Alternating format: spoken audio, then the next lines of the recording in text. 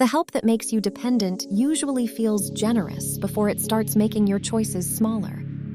By the end, the clean test is whether support leaves you more capable or more afraid to decide without permission. This is not about diagnosing someone from one moment. It is about tracking whether the same interaction leaves you with more agency or less. Here is the everyday scene. They step in fast. They solve the problem. They remember the favor later, and suddenly your independence starts looking ungrateful. That ordinary surface is why the pattern can hide for so long. The core pattern is support that slowly turns into permission. The words may sound acceptable. The emotional result is the part to study. If the exchange repeatedly makes your choices smaller, the performance is not the whole story. The reason it works is simple. Gratitude can become pressure when every useful favor creates a quiet debt. Your brain wants the uncomfortable moment to end, so it may accept the easiest explanation before it checks the repeated behavior. This is where people lose clarity. They try to decide whether the other person meant harm, sounded sincere, or had a difficult day. Those questions can matter later, but they are not the first protection point. The first protection point is aftermath. After the interaction, are you clearer about what happened? Are you clearer about what changes next? Or are you more anxious about sounding grateful, calm, forgiving, easy, or reasonable enough? Maybe they handle a task for you, then remind you about it whenever you disagree. The help was real, but the receipt keeps coming back. Notice the shift in that example. The visible mood may improve, but the standard becomes harder to name. You are not responding to one sentence anymore.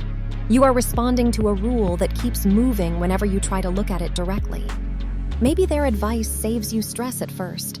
Then every choice has to pass through them. Your life becomes easier in the short term and smaller in the long term. That second example matters because manipulation often does not feel like force while it is happening. It can feel like wisdom, repair, maturity, generosity, concern, or emotional intelligence. The test is whether those things return your judgment to you or quietly take it away. A healthy pattern can tolerate specifics. It can handle a calm question. It can let behavior stay on the table without making your tone, gratitude, memory, or forgiveness the main issue. A pressure pattern reacts differently. It often becomes cloudy right when clarity would help. It wants the mood resolved before the behavior is named. It wants access restored before the standard changes. Use this phrase when you need something concrete. I appreciate the help, and I still need to make this choice myself. You do not have to say it dramatically. Say it once, calmly, and then watch whether the answer becomes clearer or more evasive. The mistake to avoid is this. Do not confuse being helped with giving someone control over the next decision. Short-term relief can feel like safety, especially when your body is tired of tension. But relief only matters if it leads to a cleaner next choice. Write down the sequence in plain language. What was said? What changed? What did you feel pressured to give up? What answer would make the next step specific? Notes are not about building a case against someone. They are about protecting your memory from the mood of the moment. This also keeps the lesson behavior based. You do not need to call someone a label. You can say, when this happens, I leave with less clarity. You can say, I need the standard named. You can say, I am not making a final decision while the pattern is still foggy. The strongest boundary is often slower access. Do not rush to soothe the tension before the behavior is clear. Do not make a promise while you are relieved. Do not over-explain just to make the other person comfortable again. Then look for repetition. One confusing moment can be stress. A repeated shape is different. When the same emotional ending keeps returning, you are allowed to treat the pattern as data. The final takeaway is this. Real care, real repair, and real support should make your next honest choice easier. If the interaction keeps making you smaller, foggier, rushed, guilty, or dependent, slow down and trust the pattern more than the performance. Another useful test is whether the advice creates clarity outside the conversation. If it only sounds good while you are listening, it may not be practical enough yet. Make the pattern concrete. Write down what happened, what was said, what changed, and what the next step would be if everyone were acting in good faith. Then compare that clean version to the real behavior. The gap between those two things is often where the pattern becomes visible. The goal is not to become suspicious of everything. The goal is to become less easy to confuse when the same kind of moment keeps repeating. Bring this back to when help quietly makes you dependent without making it bigger than it needs to be. The useful move is to notice the small, repeatable shift. What changed after the interaction? Did you gain a clearer choice, or did you become more anxious about choosing at all? That question matters because manipulation often hides inside aftermath. The conversation may sound normal while it is happening. The cost shows up later, when you are replaying every sentence, softening your own memory, and trying to make the confusing part your responsibility. A grounded person can hear a clear question without turning it into a loyalty test. They may disagree, but they do not need to punish the question. That is one of the simplest ways to separate tension from control. You can also ask what the pattern rewards.